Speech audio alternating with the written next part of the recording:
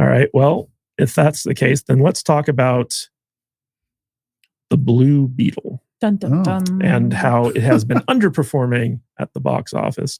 So guys, I don't know if you know this, but the Blue Beetle movie came out this weekend. Yeah. I have to go see it. I have not seen it, but I have to go see it. So, and this is from the previous DC regime, and basically it underperformed. Like, it was number one at the box office. It finally dethroned Barbie. It's been out for like 4 or 5 weeks, and it made $25 million in the box office on a budget of what? Over 100 million. So by all accounts, this movie needs to make at least 300 million to break even. Okay. So it made 25 million domestically. I think it's up to like 46 million, like when you count in overseas box office and stuff. But what's interesting about this, not even halfway there. Yeah. Mm-hmm. What's interesting about this is that the film's actually been getting pretty good reviews from audiences. They've been saying that the Cobra Kai kid who plays Blue Beetle has been really good. And the movie itself is actually like pretty decent. But with Hurricane Hillary, they said that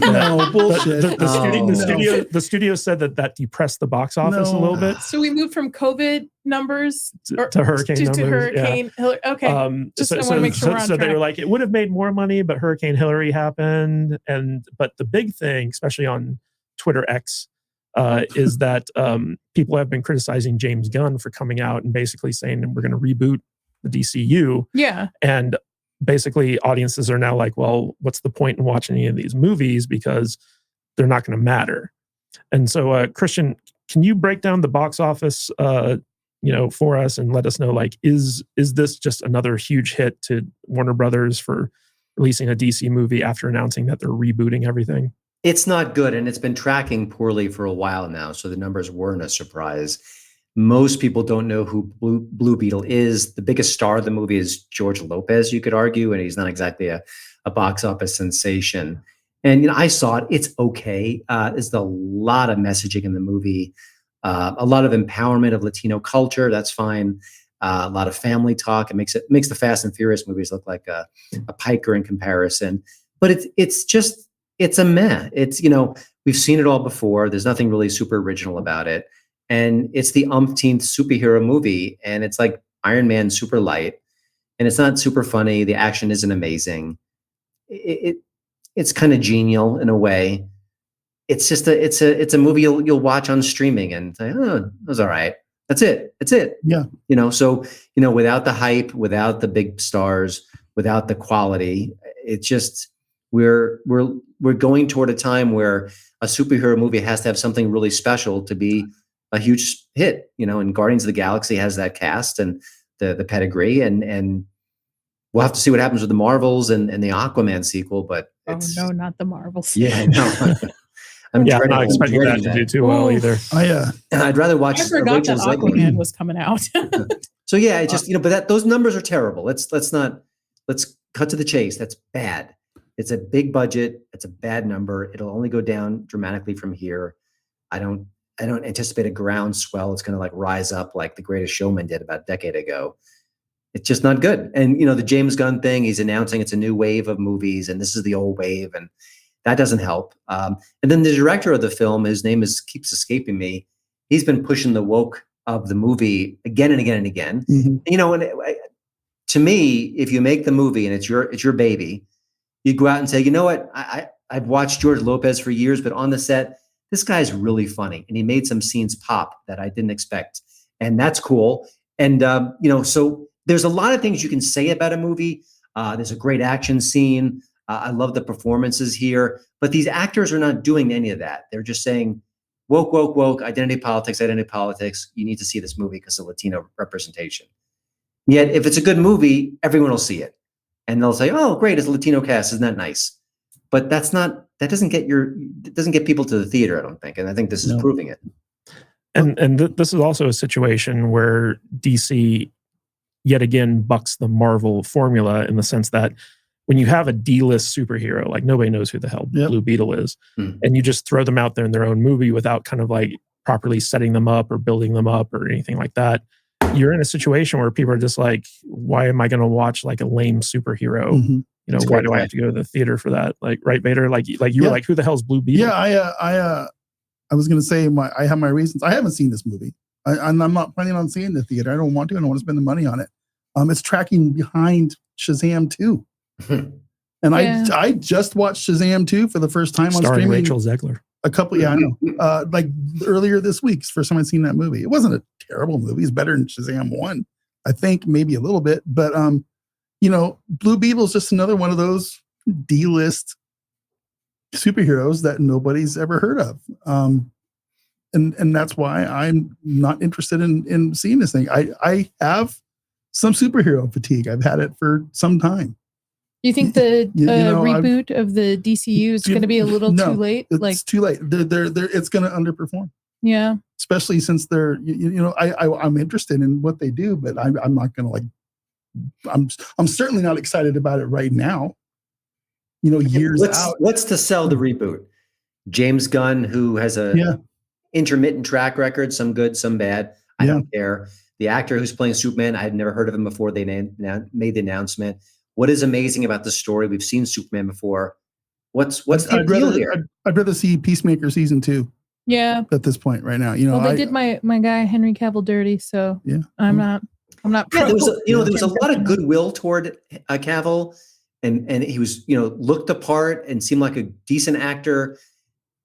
Why would you just throw him aside? It didn't make any sense. Yeah, I thought it would have made more sense if they had done like a Crisis on Infinite Earths thing to kind of wrap up the Snyderverse and then launch into like a new reboot, as opposed to just like saying like, okay, hard cut at the end of 2023 and we're just going to like change things up.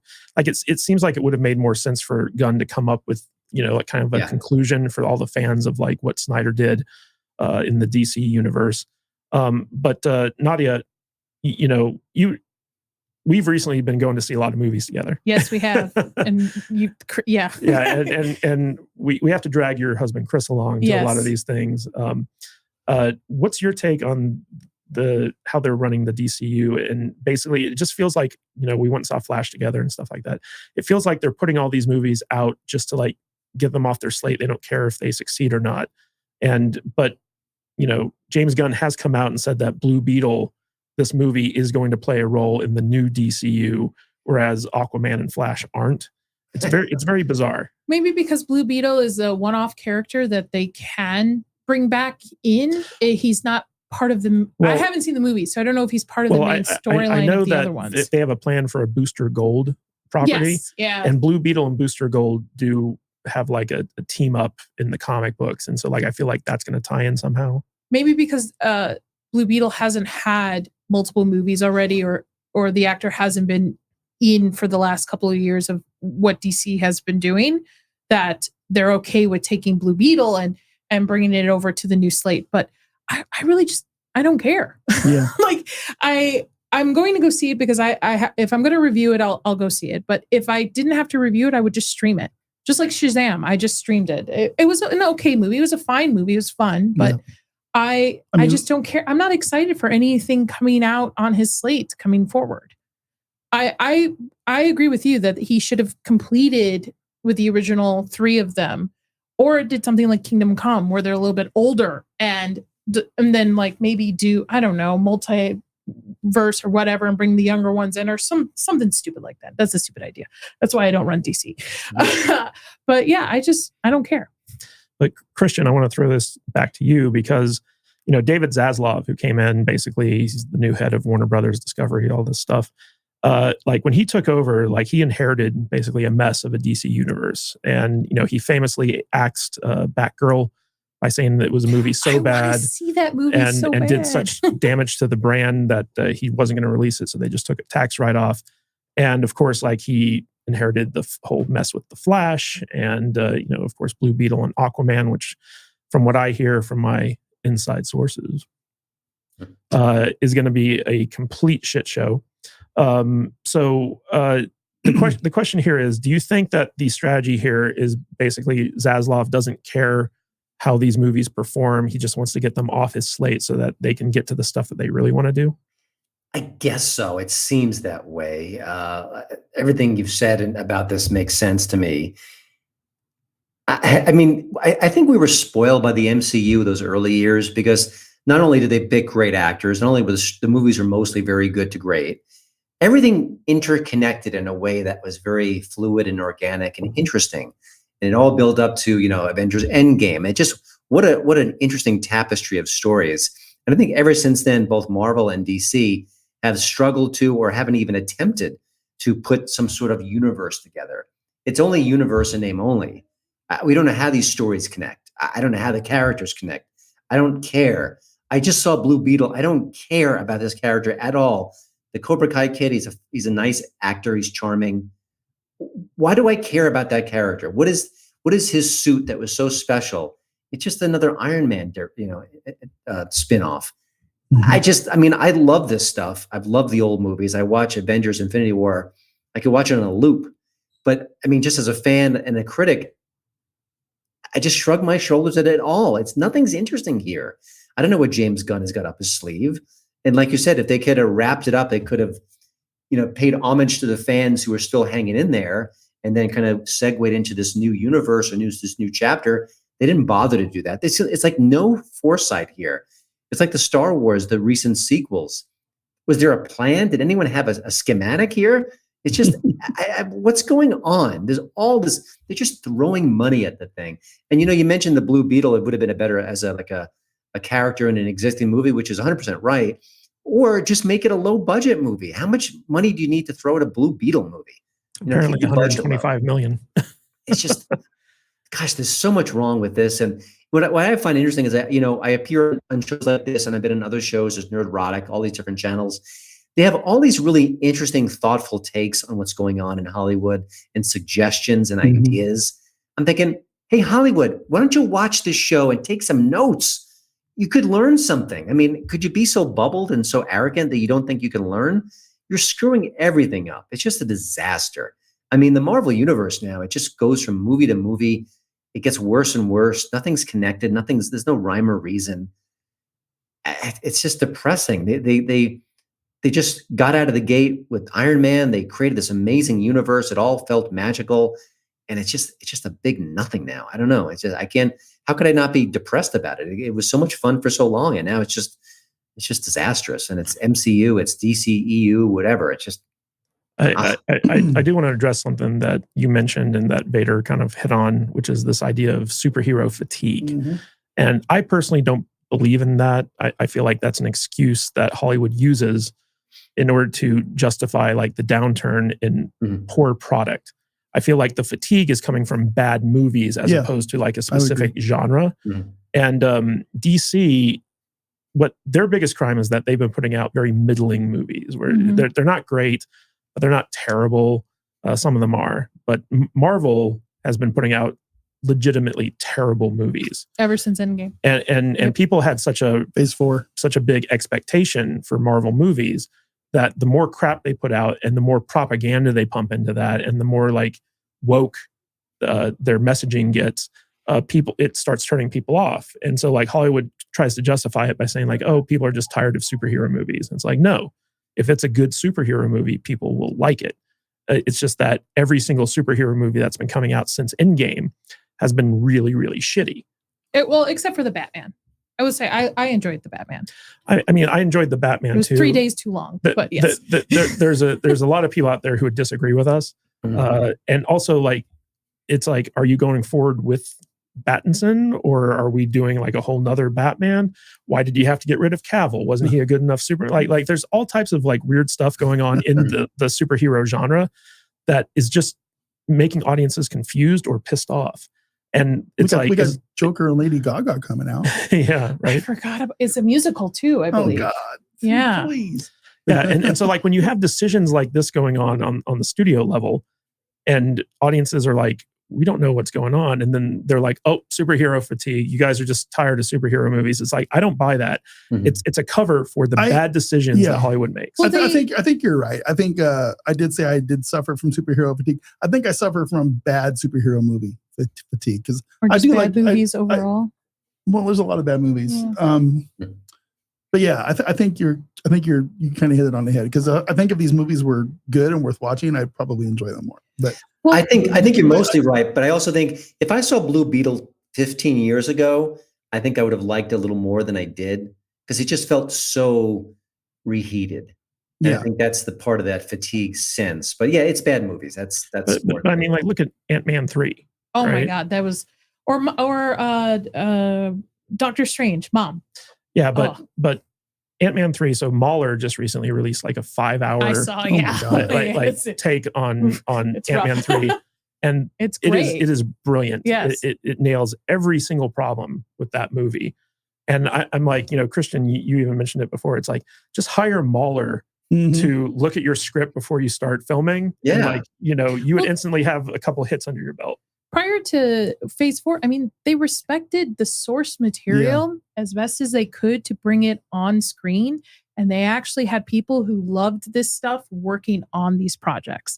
Now it's all about, how can I deliver this message? We'll just call it Ant-Man, but it's not really Ant-Man. We're just going to call it, but we're going to add all these additional messages into it. There's no respect to the source anymore. Well, what was crazy about that movie is so like from what we've heard, right? It was a completely different movie at first. And then they went back in and reshot it, and they brought in a first-time screenwriter, never written anything before in his life.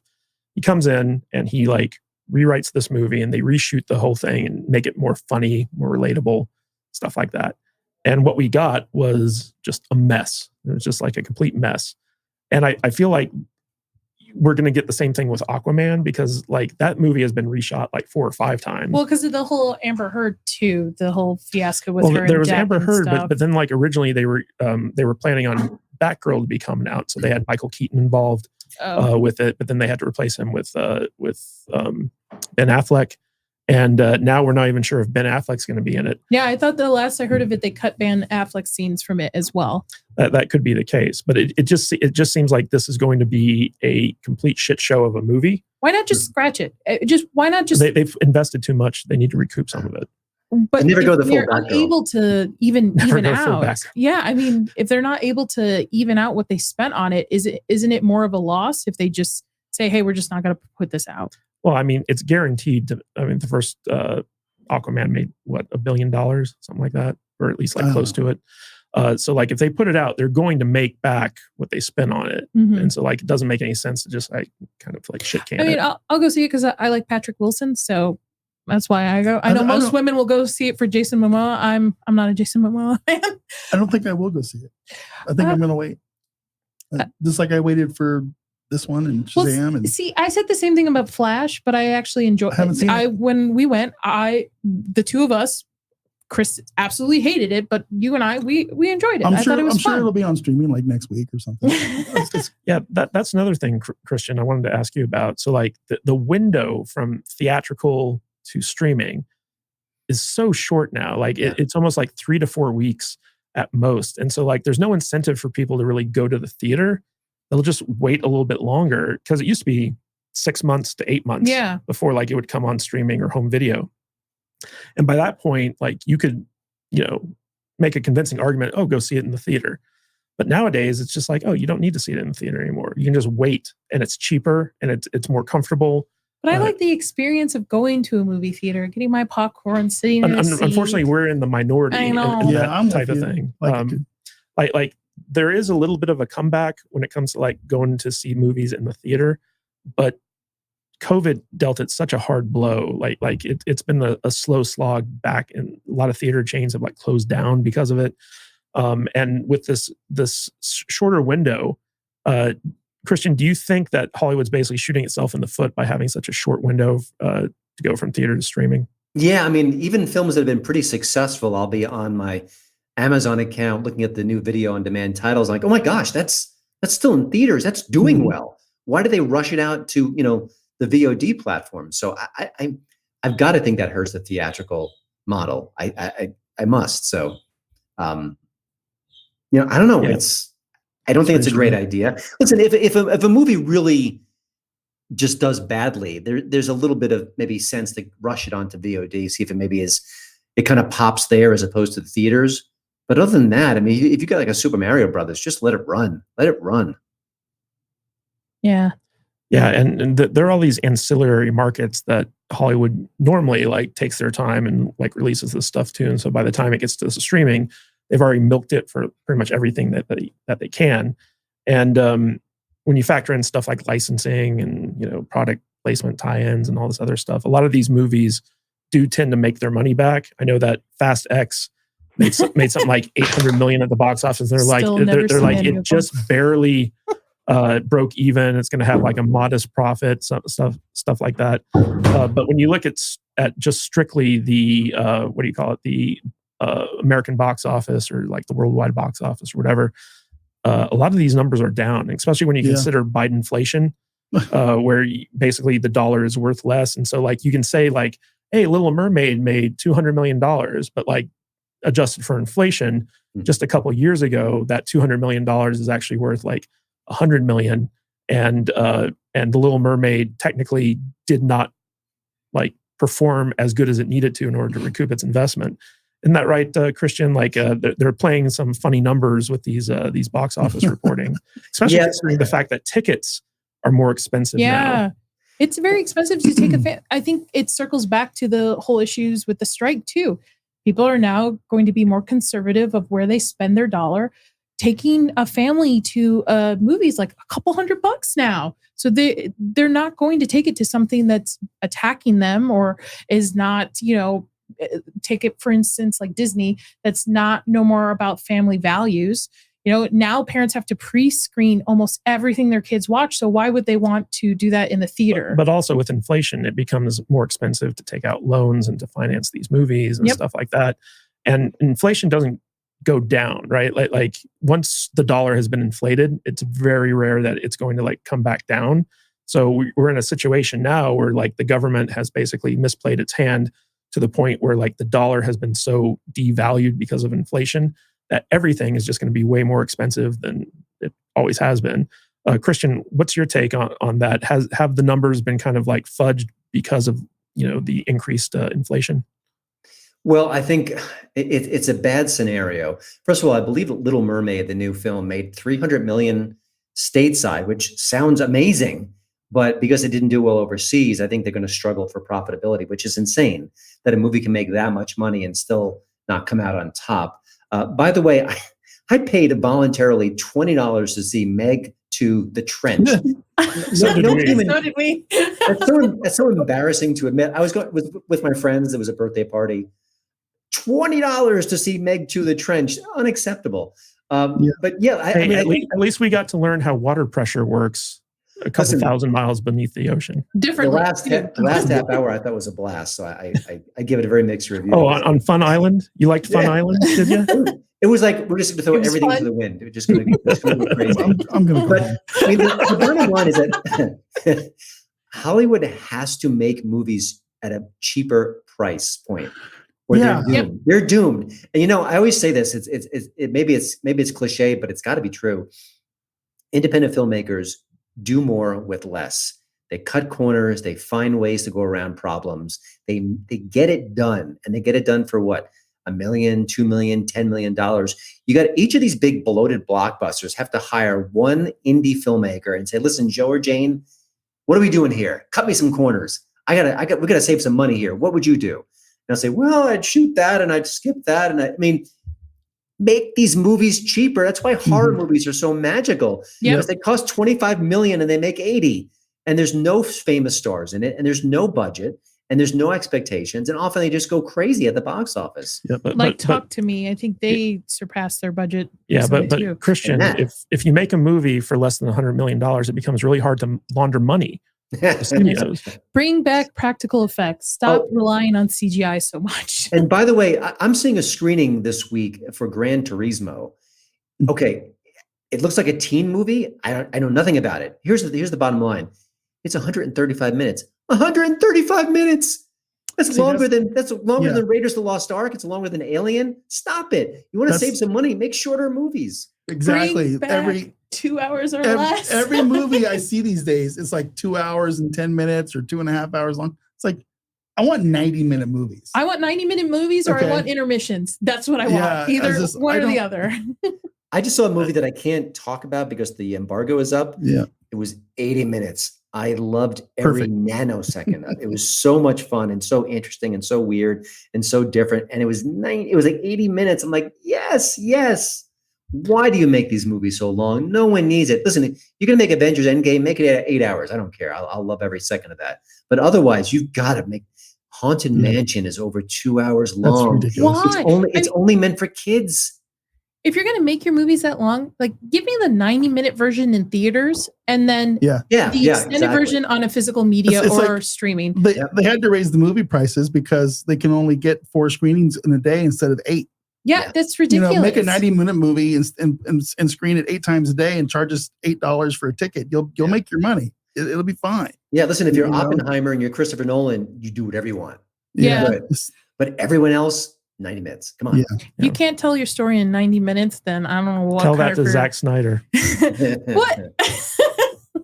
Hey, Tarantino too, okay? Tarantino earned it. All right. He's only got one more. He split movie his left, movies right? into 2. Yeah. But what was I going to say? I don't know. It was something very profound. I'm sure it was very important. Yes. Oh, we got a super chat. Yeah, I know. Okay. I'll get into it. All right. All right. So let's get to this super chat from Salty Saturday superstar Scotty Dub for $19.99. Thank you, Scotty. Greetings, my favorite and saltiest of nerds from Beantown, aka Boston, as I prepare to walk aboard a Colombian Navy tall sailing ship for a sumptuous fest. Maybe he's meant feast. I don't know. Maybe. Or is this going to a festival? Still loving Nadia as an addition to the live stream team. Thank you, Scotty Dub. You are our top Saturday contributor. Appreciate all the support you've given us. And I used to live in Boston. I'm sorry. Yeah. Tell me about it. I used to live in Chicago, so Chicago. Yeah, not a fan of Boston, but they do have some nice boats and sailing stuff out there. Gonna go down to the harbor, get some chowder. Exactly. No, let some it go. lobster. Some lobster. Lobster. Yes. Are you a cop? It's on the hopper. I'm gonna watch it on the hopper. On the hopper. The hockey on the hopper with my chowder. Hey guys, if you like this podcast, don't forget to like and subscribe to the channel and comment below on your favorite video as well. That goes a long way with helping us boost our channel and get out there in front of more people. And it lets YouTube know that we're doing something right. And if you want to catch us live, we go live 2 times a week, once on Saturdays at 10 a.m. Pacific time and on Tuesdays at 1:30 p.m. Pacific time. So join us there in the chat. We will see you on the live stream. Stay salty.